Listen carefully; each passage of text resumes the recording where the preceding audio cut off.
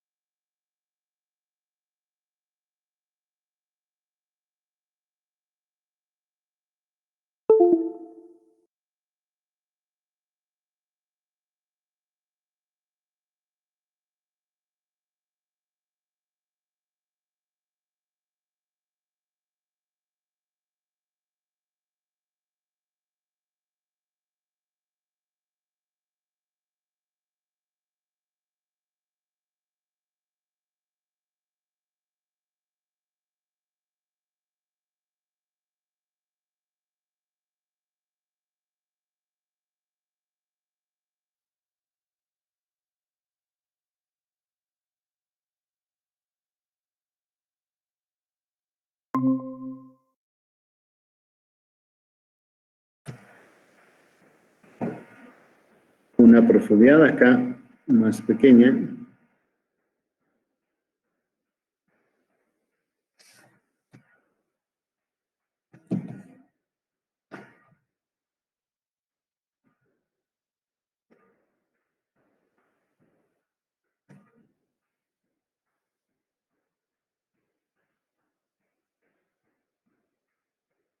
Qué difícil está esto.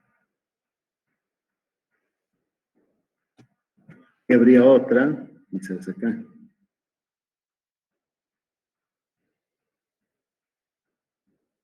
Y tuviera menos valor. E inclusive, si profundizare, encontraría que cada vez conforme vamos descendiendo, la velocidad es aún menor.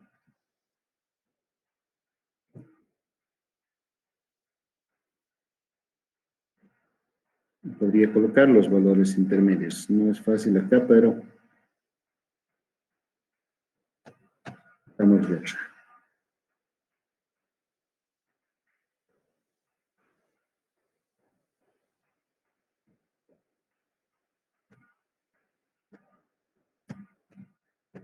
Y por último, en la parte inferior podría dibujar. Y vería que la velocidad es mucho más pequeña.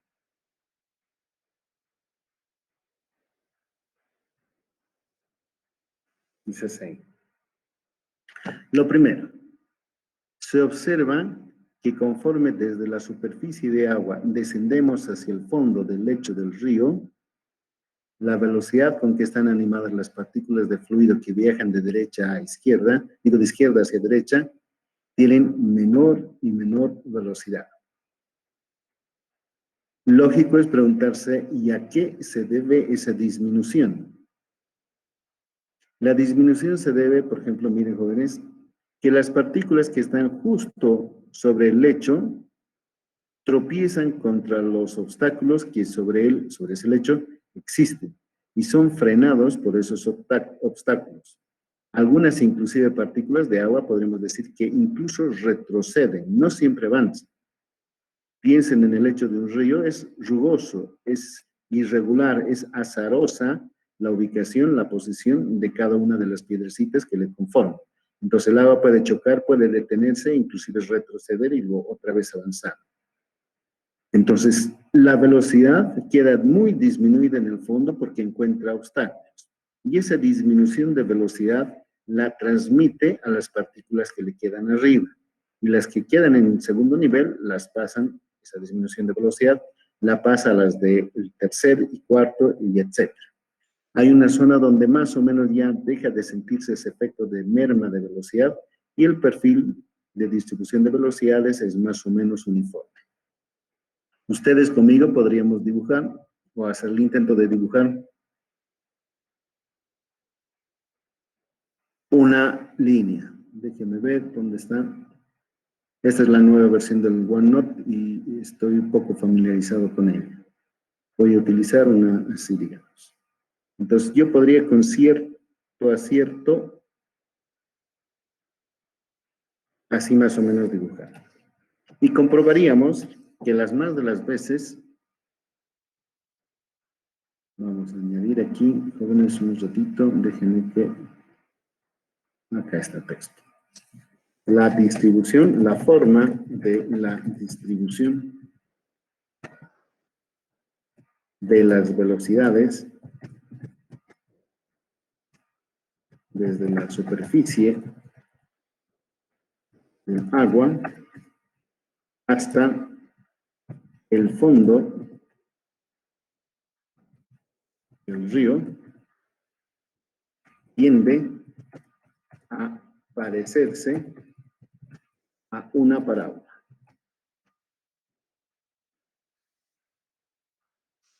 Más grandes, velocidades más grandes, en la superficie y más pequeñas en el fondo. Es así. Como les decía, la causa, esto voy a anotar primero con una flechita. Vamos a añadir una flecha que hace alusión justo a ese perfil.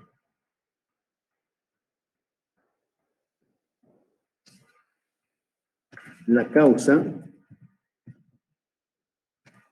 para la no uniformidad de velocidades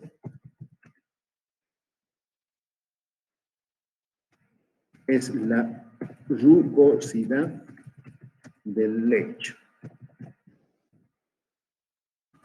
que transmite su efecto de frenado del agua hacia las capas superiores. Por supuesto, hay una profundidad en que en que este efecto se disipa poco a poco. Esto quiere decir que la línea verde que he dibujado, la línea verde, se volvería, déjenme mirar,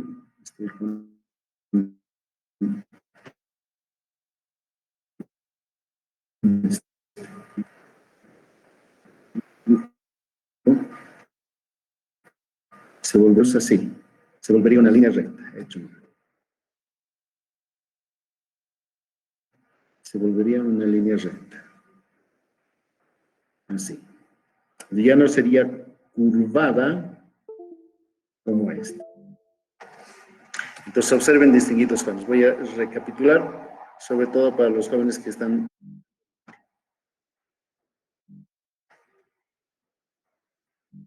siguen ingresando.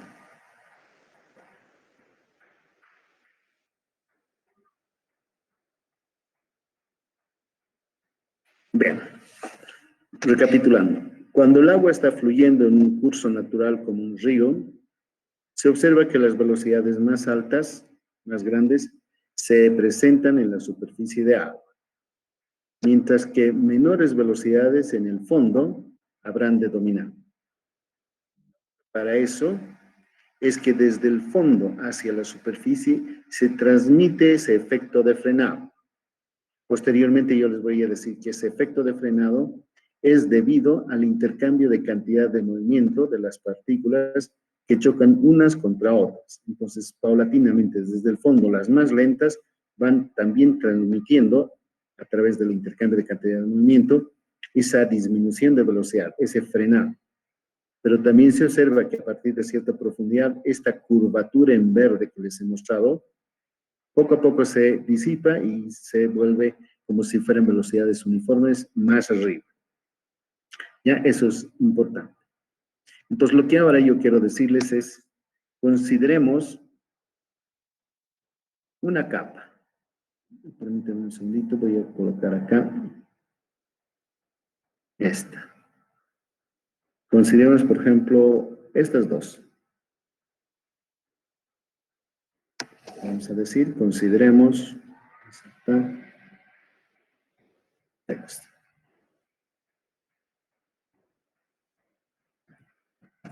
Consideremos este sector encerrado en rectángulo.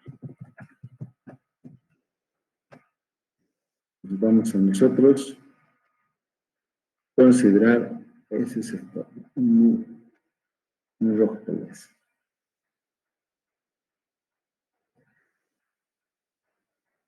Ese.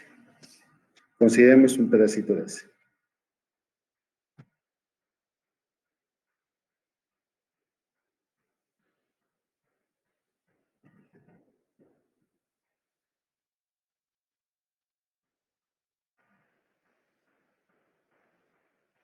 El sector en rectángulo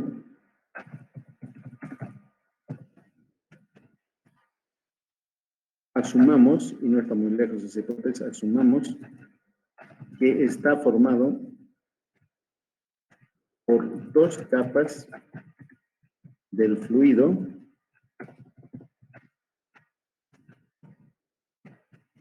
como lo muestra la figura.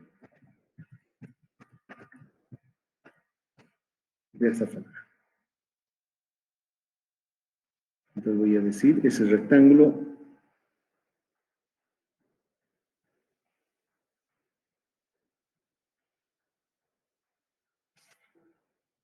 está conformado por dos capas, ligeramente separadas.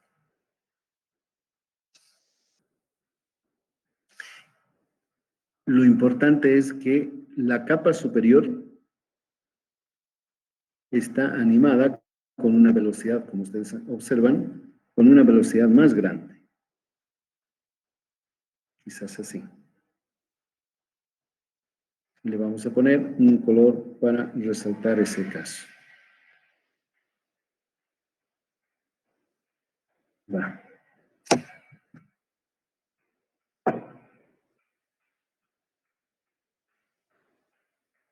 Mientras que la otra capa, admitamos que tiene menor velocidad, tal cual como les he mostrado.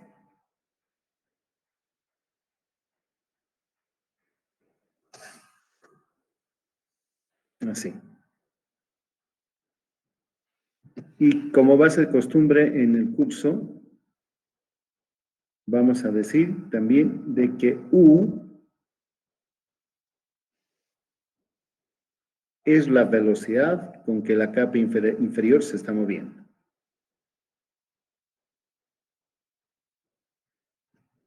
Y la capa de arriba, más bien, tiene una velocidad no igual que la anterior, sino un poquito más grande que la anterior. Eso es la misma velocidad más un diferencial de U. U más diferencial de U. Eso es admisible porque en primer lugar las capas son delgadas. Además, las dos capas son adyacentes. Entonces, la diferencia entre una y otra en términos de velocidad es muy pequeña. Por eso admitimos que es la velocidad de abajo más un ligero incremento. Ok. E intentemos ahora colocarle un sistema de coordenadas para que nosotros podamos tener referencia positiva, digamos así. Ya, este es nuestro sistema de coordenadas donde el eje Y va a ser este. Y. Y por supuesto el eje X es el de las abscisas.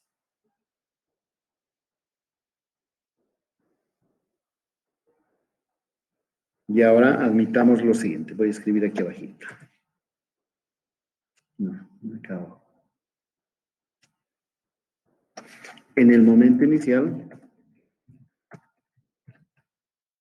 es decir, en T igual a T, la disposición de las dos láminas es mostrada en color rojo.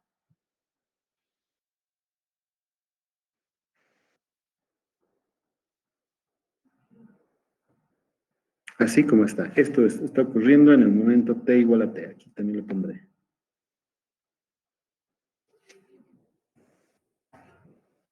T igual a T.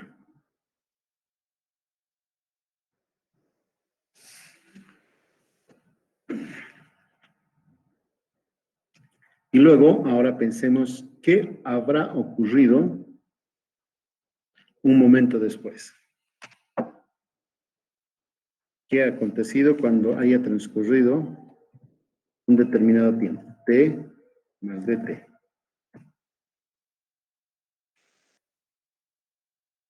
Pondremos en color verde para que veamos también eso. A ver si me permite. No quiere. De otra forma tendré que hacer.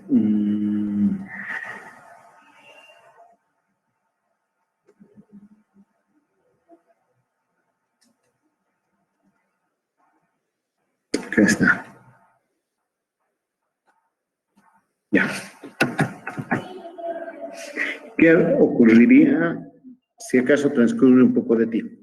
Lo que va a acontecer es que esta lámina, la de arriba, se va a mover un poco más a la derecha de lo que la lámina de abajo lo haga. Entonces voy a copiar. Vamos a colocar esta que va a tener otras propiedades. Va a ser la verde, como dijimos. Entonces, esta verde se habrá movido ahí, digamos.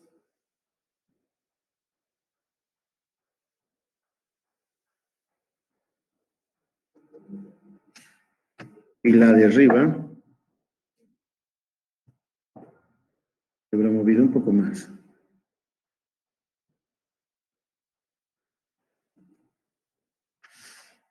Claro, porque estaba animada de una velocidad mayor.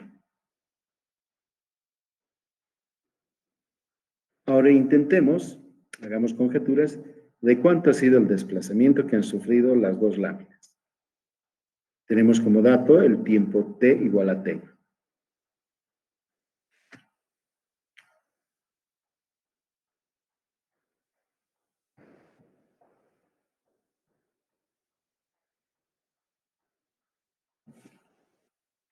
Entonces, vayamos, jóvenes. Digamos que L sea la distancia que se ha movido esta capa. Desde acá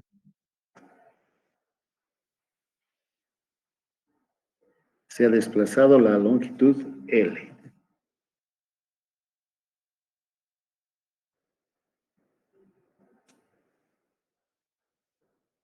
L sub 1.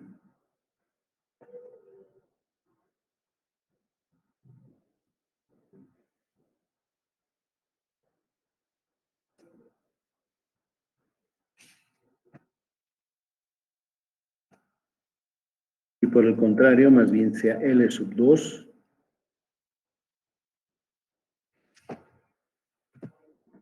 lo que se ha corrido desde izquierda a derecha, cuando se ha movido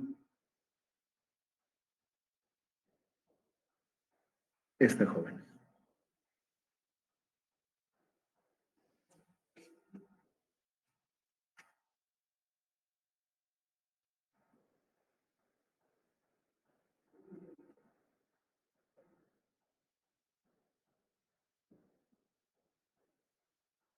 L2 es lo que se ha desplazado aquella. L1 y L2. Apuesto que podríamos averiguar cuánto vale L1. Lo podríamos deducir. Movimiento rectilíneo con velocidad constante. Tendríamos insertar ecuación. Vamos a escribir una ecuación. Desde tiempos prehistóricos se conoce que la velocidad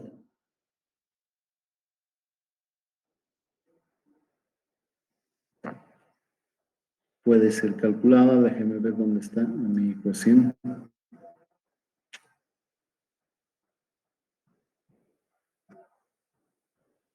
Necesito su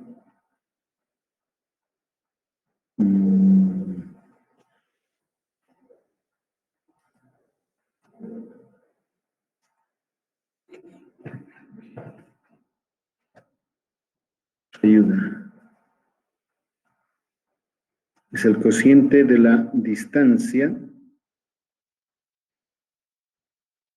que ha recorrido el móvil en el tiempo que nosotros estamos rastreándole. Por supuesto, también podemos despejar el fluido que se mueve con velocidad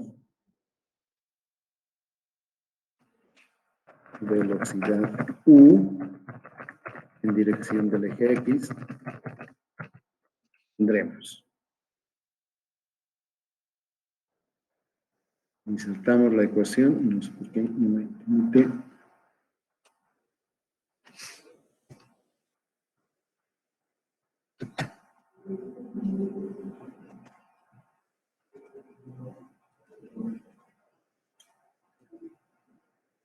Ha de ser L sub 1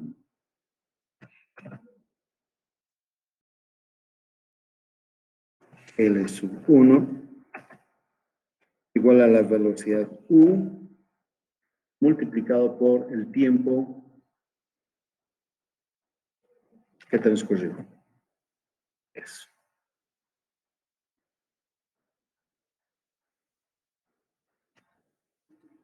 Para la capa superior,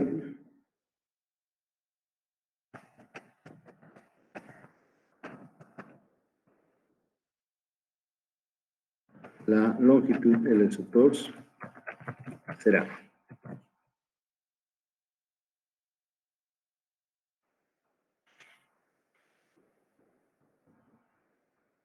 Vamos a insertar la ecuación.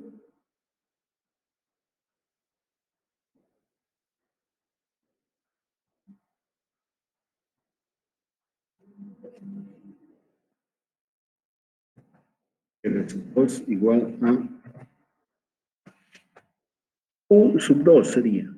Pero esa es la velocidad que nosotros ya conocemos. Este es U más derivada de U. Todo multiplicado por el tiempo que ha transcurrido. El tiempo T sub 2.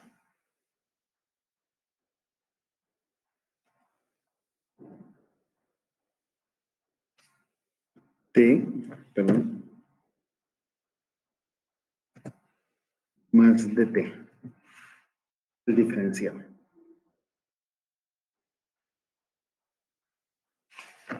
Hasta ahí vamos, jóvenes. Preguntas, por favor. Si alguien tiene una duda.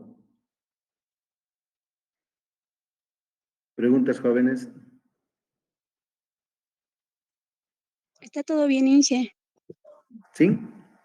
Ya. Sí, sí, Si hay sí. algo que no me entienden, algo que está con duda, con toda franqueza, me van a hacer preguntas. Yo con gusto voy a responderles. Inclusive si ustedes me hacen preguntas, yo, pues, a mí me nacen ideas para explicarles de otra forma o ponerles ejemplos. Pero si acaso ustedes no participan, yo voy a seguir relatando como si supiese de memoria, ¿ya? Les invito a que ustedes me ayuden. Dígame, jóvenes, alguien me iba a decir algo. Okay. Siempre Entonces, la dirección del fluido va a ser en el ¿cómo? eje X, nunca va a ser con un ángulo. Le oigo entrecortado, ¿podría repetirme?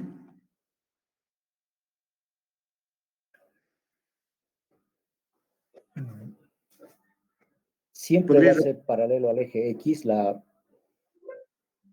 U, sí, por convención. Cuando estemos en el capítulo 3, vamos a ver que la velocidad U siempre la vamos a asociar con el eje X. La V de antilabial, la vamos a asociar con Y y la W vamos a asociarla con Z. Entonces, el vector velocidad va a tener componentes U en dirección X, V chica en dirección Y W en dirección Z. ¿Ya? Así vamos a adoptar para el curso. Entonces, por eso es que ya estoy queriendo familiarizarles con la U. Un segundito, se me está descargando la batería. Un minuto.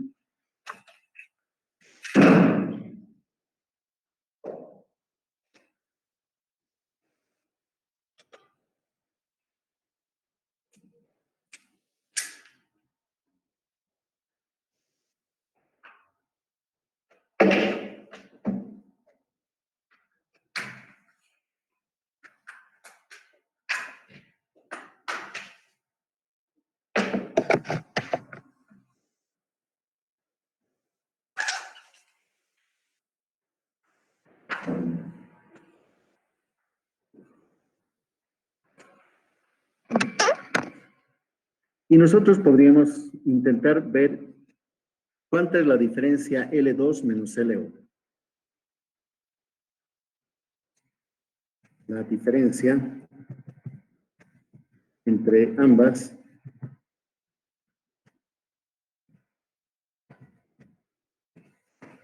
de ambas distancias, L2 menos L1, sería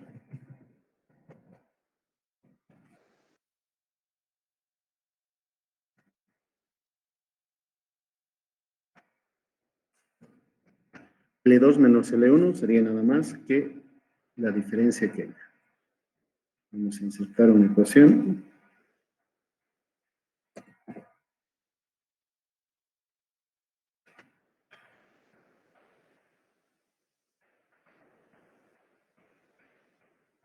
Una ecuación donde tengamos la resta, pero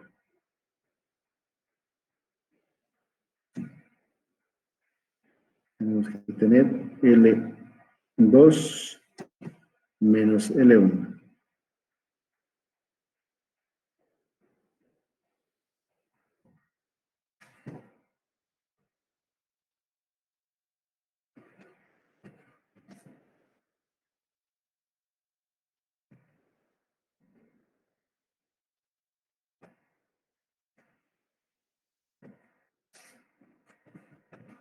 Esto fuera igual a esta diferencia. Esta que acá he anotado,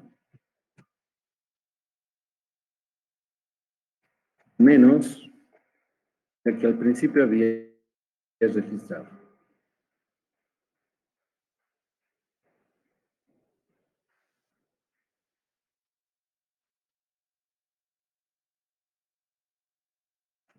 U por T. Nosotros vamos a desarrollar los paréntesis. Desarrollando paréntesis y dejando de lado términos de segundo orden.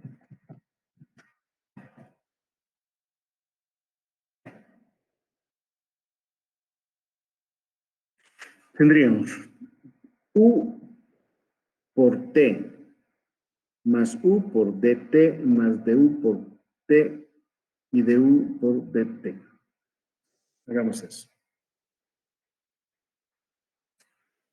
Voy a copiar acá abajo. Tuviéramos. Sería U por T más T por DU más, a ver, me he equivocado, U por T más T por DU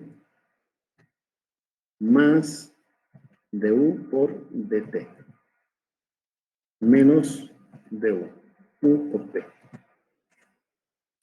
Entonces es evidente que el primer y el último término son iguales, por lo tanto los podemos descontar. Pero también los otros dos términos. Este término podemos dejarle de lado. Porque es un término, como les señalaba es un término muy pequeño. El segundo término no sería U por DT. U por DT. Puede ser que me he equivocado un segundo. U por U. Sí me he equivocado. Este es U por DT. Un número muy pequeñito. Déjeme buscar con qué anotar eso. Ya, esto voy a intentar hacerlo así. Este es 0. Este tiende a ser 0. No lo tomamos. Entonces, U por DT y más T por DU los podemos escribir en forma condensada. Por otra parte, vamos a decir lo siguiente. Por otra parte, el espesor de las dos láminas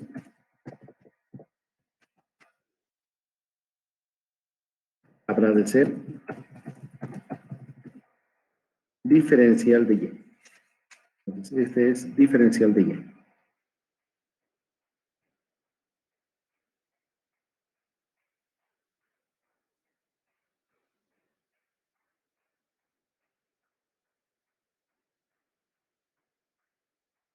Ahí.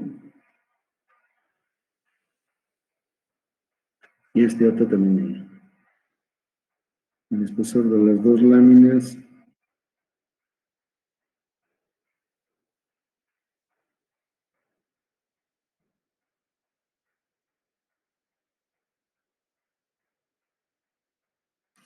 que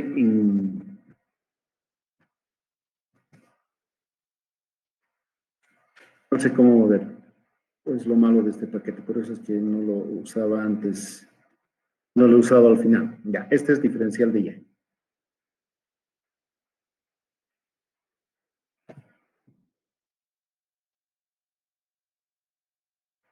Involucra a las dos láminas.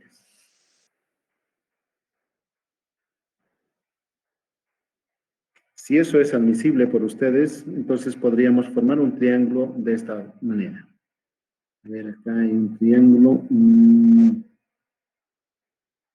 Hay otro triángulo. No, parece que voy a tener que hacerlo yo. Una vertical más otra. Hola, ¿cómo estás? Buenas tardes.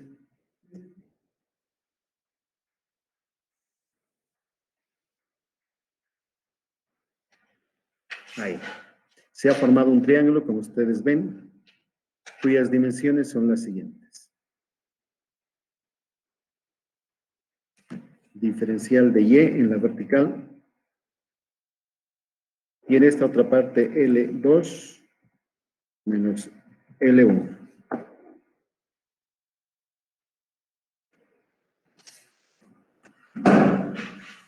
Y el ángulo entre ambas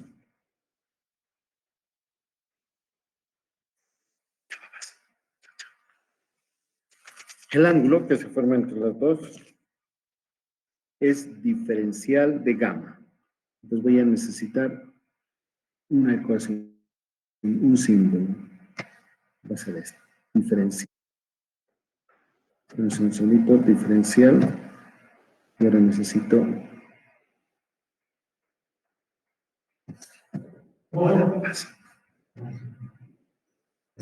Sí, estoy dando clases.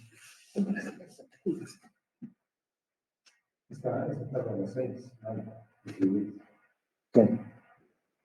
Ah, ya. Me voy a sumar. Ya, positivo, claro que sí. Gracias por no olvidarse de mí.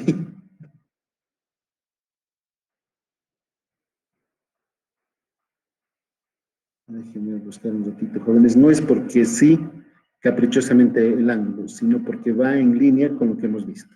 Entonces, este es el ángulo conformado entre la vertical y la línea inclinada. La línea inclinada es el resultado de que la capa superior se está moviendo a mayor velocidad que la inferior. Entonces, este es el ángulo. Y voy a dibujar a mano alzada, si es que acaso se puede, ese ángulo. Y podríamos también nosotros proponer eso.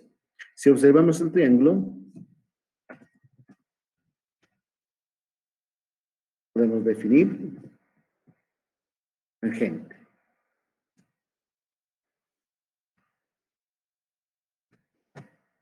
La tangente del ángulo diferencial de gamma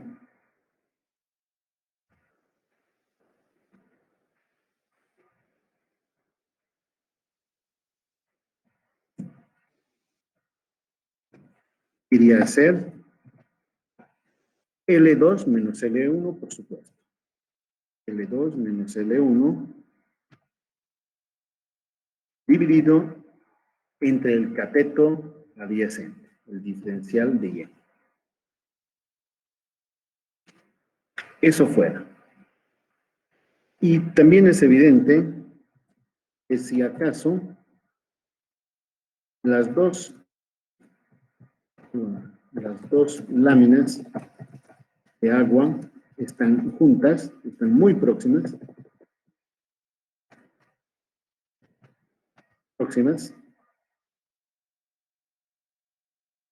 Y tenderá a 0, al igual que el ángulo diferencial de gamma.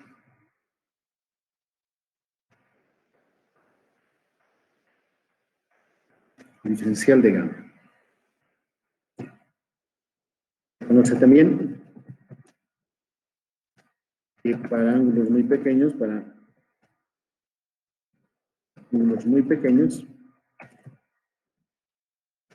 la tangente y el seno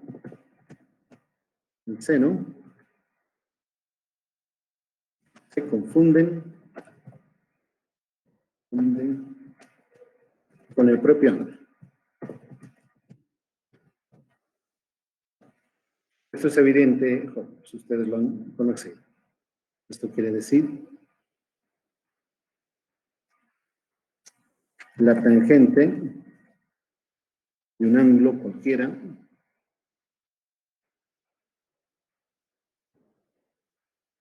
la tangente de alfa, por ejemplo, es muy próxima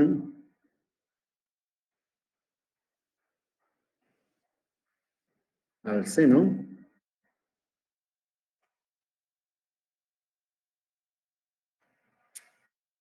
no sé dónde se entra está.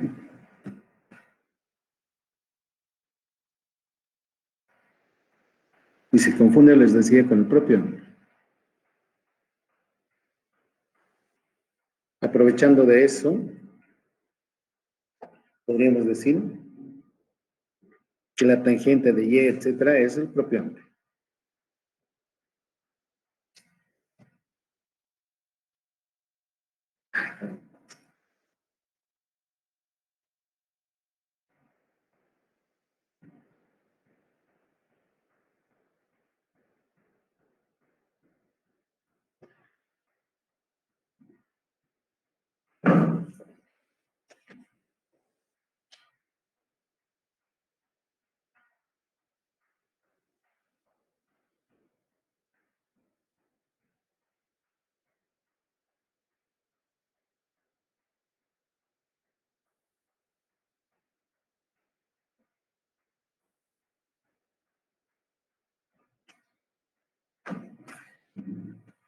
El diferencial, entonces, de gamma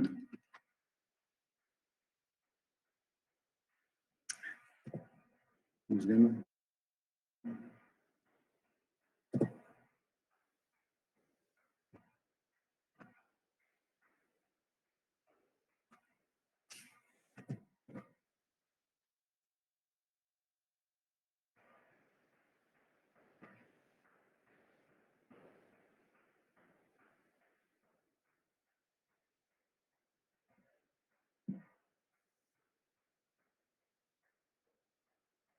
será esa razón.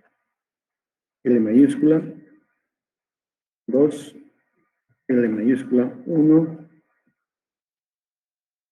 debajo diferencial de y.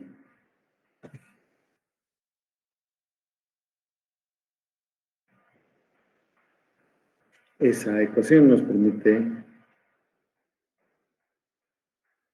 ponerla así.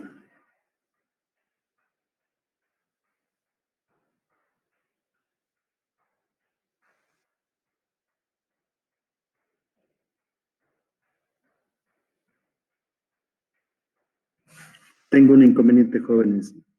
Estoy ahora en la asociación de la facultad y van a cerrar la oficina en un instante más. Entonces, yo lo voy a terminar esto que ustedes tienen acá y se los voy a subir al Classroom. Lo próximo que voy a hacer es reemplazar L2 y L1 acá y voy a encontrar una ecuación. Pero desafortunadamente se termina el tiempo, así que por favor yo les pido que lo voy a subir hasta este momento. Y después, llegando a casa, yo voy a todito completarlo, que no es gran cosa.